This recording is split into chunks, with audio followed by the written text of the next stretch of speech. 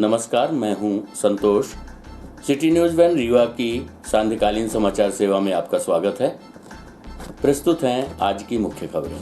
राजीव गांधी की 30वीं पुण्यतिथि पर गरीबों को वितरित किए गए भोजन के पैकेट। हाईवे किनारे अज्ञात युवक का मिला शव, हत्या की आशंका। सिटी बस एवं कार में हुई टक्कर, कार चालक सहित कई यात्री हुए घायल। खबरें अब विस्तार से। धूल खाती पूर्व प्रधानमंत्री राजीव गांधी की प्रतिमा की उनकी पुण्यतिथि पर फिर आई कांग्रेसियों को याद। एक बाल्टी पानी से प्रतिमा की सफाई कर किया पुष्पार्पण। भारत रत्न पूर्व प्रधानमंत्री राजीव गांधी की पुण्यतिथि के अवसर पर आज कांग्रेसियों ने सिरमौर चौक पर लगी राजीव गांधी की प्रतिमा की सफाई की तथा प्रतिमा की धुलाई कर फूल माला अर्पण किया। राजीव गांधी की पुण्यतिथि के अवसर पर गरीबों को भोजन के पैकेट वितरित किए गए। इस दौरान प्रदेश महिला की कार्यवाहक अध्यक्ष कविता पांडे ने भाजपा सरकार पर महापुरुषों की प्रतिमाओं की उपेक्षा करने का आरोप लगाया। भारत रत्न पूर्व प्रधानमंत्री स्वर्गीय राजीव गांधी की 30वीं पुण्यतिथि के अवसर पर आज कांग्रेसी कार्यकर्ताओं के द्वारा रीवा के सिरमौर चौराहे पर स्थापित राजीव गांधी की प्रतिमा की साफ सफाई कर फूल माला अर्पण किया गया। दरअसल आज राजीव गांधी की पुण्यतिथि होने के कारण कांग्रेसियों को उनकी याद आई और एक बाल्टी पानी से उनकी सफाई कर फूल माला अर्पण किया गया। साथ ही इस दौरान गरीबों को भोजन के पैकेट भी वितरित किए गए। महापुरुषों की प्रतिमाओं को लेकर अब भी राजनीति जारी है, चाहे वो कांग्रेस हो या भाजपा या कोई अन्य राजनीतिक दल। रीवा जिले की बात की जाए तो यहाँ चौक चौराहों के अलावा स्कूल, कॉलेजों एवं अन्य जगहों पर लगी महापुरुषों की प्रतिमाएं धूल खाती रहती हैं। अक्सर उनके पुण्यतिथि व उनकी जयंती पर ही उनको उसकी याद आती है। बाकायदा नेताओं के द्वारा इस अवसर पर महापुरुषों की प्रतिमाओं की साफ सफाई कर पुष्प अर्पण किया जाता है। एक दूसरे पर प्रतिमाओं की देखरेख और साफ सफाई को लेकर आरोप प्रत्यारोप गढ़े जाते हैं। सिरमौर चौराहे पर स्थापित पूर्व प्रधानमंत्री राजीव गांधी की प्रतिमा पर पुष्प अर्पण करने पहुंची कांग्रेस नेत्री कविता पांडे ने कहा कि हमारे नेता की आज पुण्यतिथि है और देश भर में उन्हें याद किया जा रहा है। उन्होंने कंप्यूटर क्रांति की थी, साथ ही युवाओं को मताधिकार भी दिया था। रीवा में एकमात्र सिरमौर चौराहे में राजीव गांधी की प्रतिमा स्थापित है, जिसकी साफ सफाई नहीं की जाती है, जिसको लेकर आज कांग्रेस कार्यकर्ताओं के द्वारा प्रतिमा की साफ सफाई कर माल्यार्पण किया गया। साथ ही भारतीय जनता पार्टी पर आरोप लगाते हुए कविता पांडे ने कहा कि भारत रत्न राजीव गांधी की प्रतिमा की अगर वह साफ सफाई नहीं कर सकते तो वो क्या करेंगे। अपने पूर्वज जिन्होंने देश के लिए बलिदान दिया, उसे याद करना हम सबका दायित्व होता है और उसी दायित्व का निर्वहन आज हमारे कांग्रेस के कार्यकर्ताओं द्वारा किया जा रहा है। इस संबंध में प्रस्तुत है कांग्रेस नेत्री कविता पांडे से प्राप्त जानकारी के अंश। आज राजीव गांधी जी की पुण्यतिथि हम पुण्य स्मरण कर रहे हैं और पूरे देश में राजीव जी का आज याद किया जा रहा है। आप सबको पता ही है कि उन्होंने कंप्यूटर क्रांति देश में की थी, युवाओं को मताधिकार का काम किया था। हमारा ये रीवा का राजीव चौक है और हमारी राजीव गांधी जी की इकलौती मूर्ति यहाँ पर स्थापित है, लेकिन इसकी साफ़ सफाई नहीं हुई थी। तो आज हम लोग को जब ये पता चला तो हम लोग आए हैं और इसमें चढ़कर हमारे कार्यकर्ताओं ने इसकी सफाई की है और हमने माल्यार्पण किया है। और मैं भारतीय जनता पार्टी की निंदा करती हूँ कि जो भारत रत्न राजीव गांधी हैं, उनकी मूर्ति की भी यदि साफ सफाई नहीं कर सकते तो ये क्या करेंगे। अपने पूर्वजों को और जिन्होंने देश के लिए बलिदान किया उसको याद करना हमारा दायित्व होता है और उस दायित्व का निर्वहन हमारे साथी कार्यकर्ताओं ने आज किया है।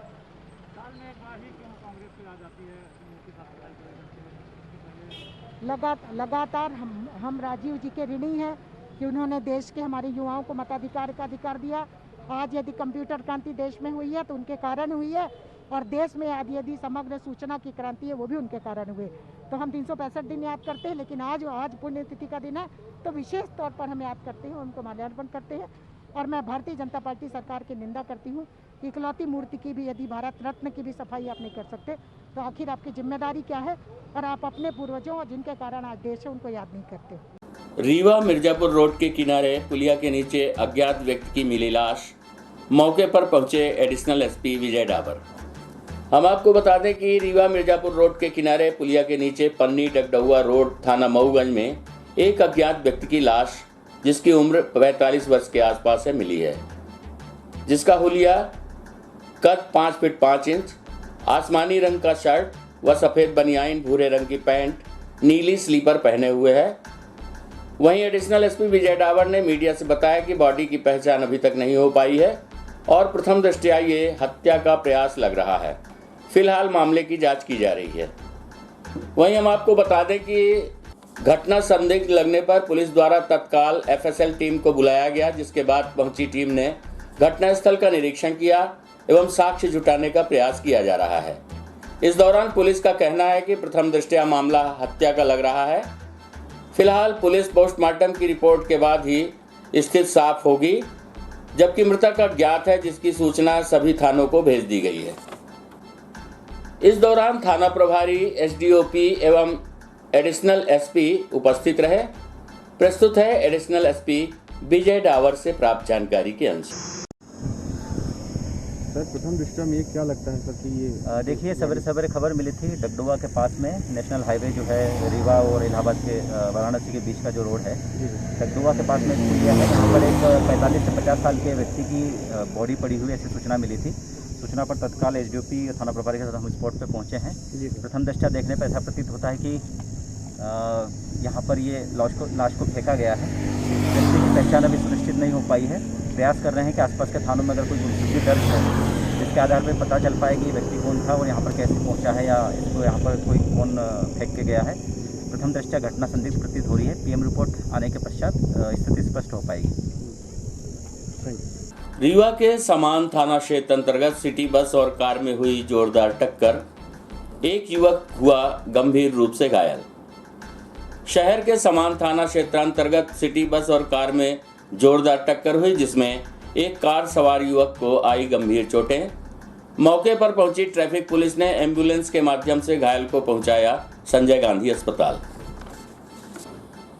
हम आपको बता दें कि आज दोपहर पीके स्कूल के पास बस क्रमांक GJ11 TT 3394 और कार क्रमांक MP 17 CB 4771 के बीच जोरदार टक्कर हो गई।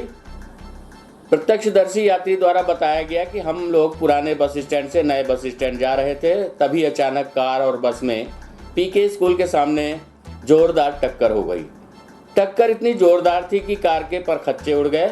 वहीं कार सवार ड्राइवर को गंभीर चोटें आई हैं, जिसको एम्बुलेंस के माध्यम से संजय गांधी अस्पताल पहुंचा दिया गया है।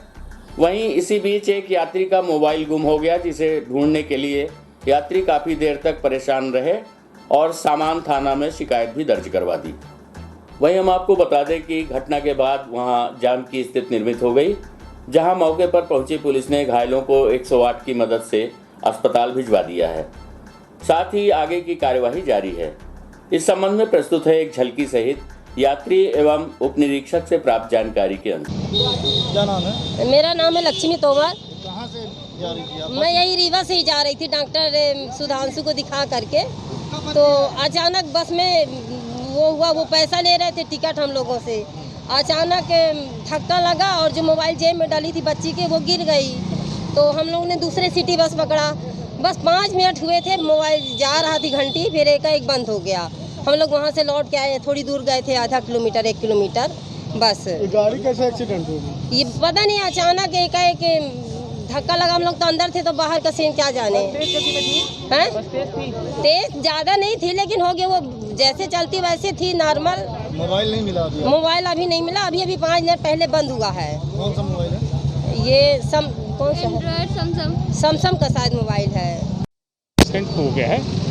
मैं सिरमौर चौराहा मैं फिक्स पॉइंट पे ड्यूटी कर रहा था। वहाँ से आ करके जो मेरा कर्तव्य था मैंने उसको निभाया। सर, एक आदमी घायल हुआ?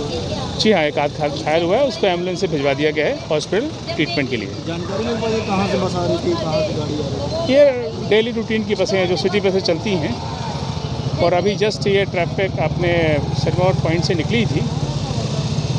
देखने से प्रतीत होता है कि बस की गलती नहीं है, कार का संभवतः स्टीयरिंग फेल हो जाने से एक घटना हुई है। लॉकडाउन से प्रभावित सेन समाज के गरीब परिवारों की जीविका हेतु आर्थिक सहायता की मांग सहित खाद्यान्न मुहैया कराने एसडीएम कार्यालय में जिला कलेक्टर के नाम सौंपा गया ज्ञापन। आपको बता दें कि कोरोना के बढ़ते संक्रमण को देखते हुए प्रदेश शासन के निर्देशानुसार जिले में 10 अप्रैल से लॉकडाउन लागू किया गया है, जिससे कई व्यवसायी प्रभावित हुए हैं। इसी कड़ी में आज सेन समाज द्वारा ये कहा गया कि आगे कोई निश्चित नहीं है कि लॉकडाउन कब खत्म होगा। ऐसे में सेन समाज के शहरी एवं ग्रामीण क्षेत्र में केश शिल्पी का कार्य करने वाले लोगों का कार्य बंद है, जिससे उनका एवं उनके परिवार का भरण पोषण मुश्किल हो रहा है। साथ ही दुकानों के किरायों का बोझ भी बढ़ता जा रहा है, जिसके चलते केश शिल्प में पंजीकृत पात्र हितग्राहियों को 5,000 रुपये की सहायता एवं खाद्यान्न उपलब्ध कराने की मांग सेन समाज द्वारा की गई है। प्रस्तुत है इस संबंध में संगठन के पदाधिकारी से प्राप्त जानकारी के अंश। आज दिनांक 21/5/2021 को सेन समाज संगठन श्रीमान दंडाधिकारी कलेक्टर महोदय जी को सेन समाज संगठन की तरफ से एक ज्ञापन सौंपा गया है, जिसमें सेन समाज संगठन रीवा का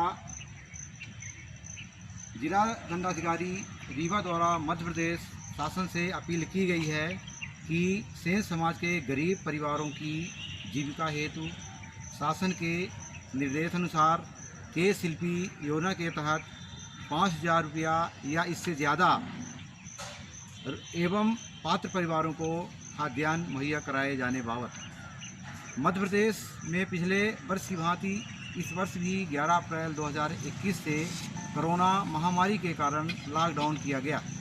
आगे कोई निश्चित नहीं है कि लॉकडाउन कब खत्म होगा।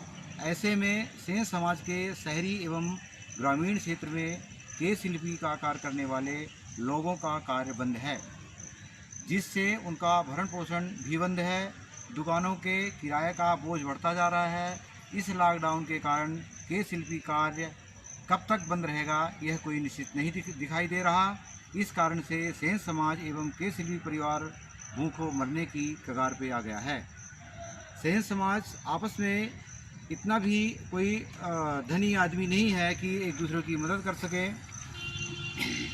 ऐसी स्थिति में परिस्थिति को देखते हुए जिला दंडाधिकारी द्वारा मध्य प्रदेश शासन से हाथ जोड़कर प्रार्थना करता है कि सेन समाज के गरीब परिवार को शासन के निर्देशानुसार सहायता की जाए एवं केश शिल्पी में पंजीकृत पात्र हितग्राहियों को 5,000 या उससे ज़्यादा की सहायता एवं खाद्यान्न मुहैया कराया जाए। इसके लिए सेन समाज संगठन रीवा आपका सदैव आभारी रहेगा। धन्यवाद।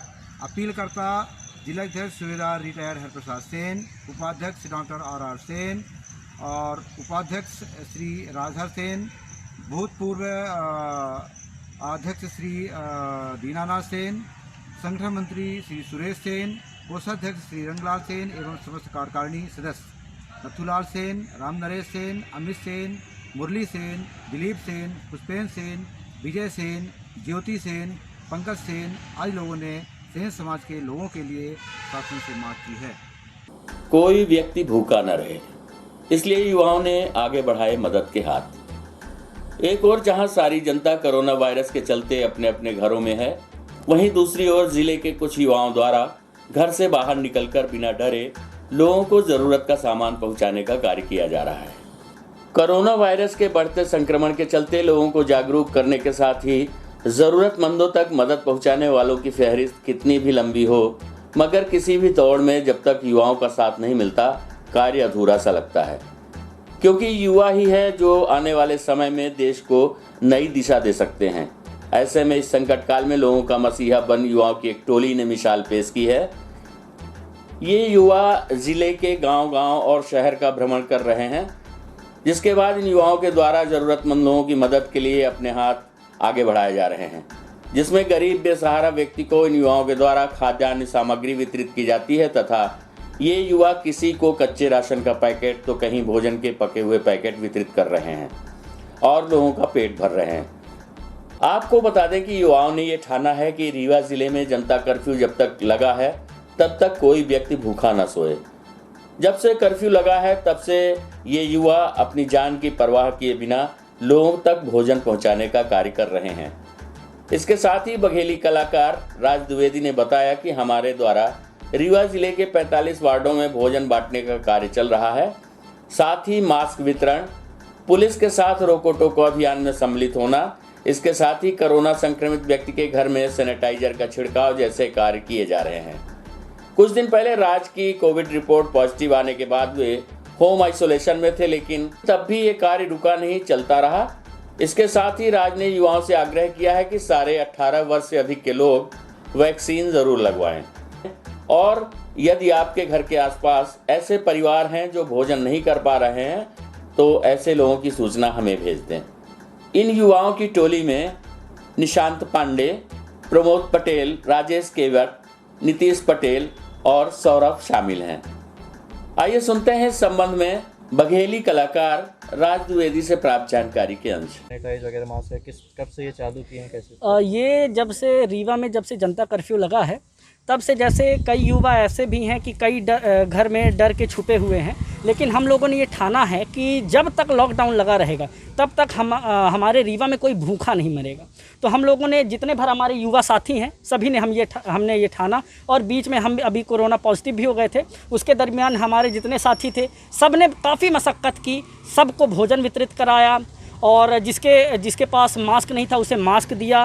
पुलिस के साथ रोको टोको अभियान में भी हमने सहभागिता निभाई, और इसके साथ जो भी कोई कोरोना पॉजिटिव है वो ठीक होता है हमने उसके घर को सैनिटाइज़ कराया। काफ़ी मतलब जैसे कहा जाए तो काफ़ी कठिनाइयों के साथ भी हम डरे नहीं, और हमने बहुत मेहनत की। और आज जैसे उस वक्त ऐसा था कि रीवा में कोरोना पॉजिटिव मरीजों की संख्या दिन प्रतिदिन बढ़ती जा रही थी, लेकिन आज की डेट पर यदि देखा जाए तो 100-150 लोग इतने ही मिल रहे हैं। तो हमारी ख्वाहिश है कि रीवा में एक दिन ऐसा आए कि एक भी कोरोना पॉजिटिव व्यक्ति ना मिले। कब से आप लोग कर रहे हैं, कितने लोग की टीम है? ये हमारी 5-6 लोगों की टीम है, जितने भर हैं सब युवा साथी हैं, और सब मिलकर एक पुरजोर नारा बनाए हैं कि हमको बिल्कुल रीवा में जितने भर हमारे लोग हैं, गरीब समुदाय के लोग हैं, कोई भूखा ना मरे। ऐसे समय में लोगों को क्या संदेश देंगे? ऐसे जैसे हमारे युवा साथी हैं, मैं बुजुर्गों को तो नहीं कहता, जितने भर हमारे युवा साथी हैं सभी से मेरा आग्रह है कि जब तक लॉकडाउन लगा है तब तक हमारे ऐसे, चूँकि हम तो रीवा शहर में काम कर रहे हैं, कई गांवों में भी ऐसे हैं कि जो भूखे मर रहे हैं, भूखे पेट मर रहे हैं। तो मैं उनसे निवेदन करता हूं कि जो भी हमारे भाई वीडियो देख रहे हैं तो वो अपने घर के अगल बगल यदि ऐसा कुछ होता है तो उन्हें भी मदद करें, या हमें जानकारी दें तो हम उनकी मदद कर सकें। आज की खबरों में बस इतना ही। कल हम पुनः हाजिर होंगे कुछ नई खबरों के साथ। तब तक के लिए हमें अनुमति दीजिए। नमस्कार।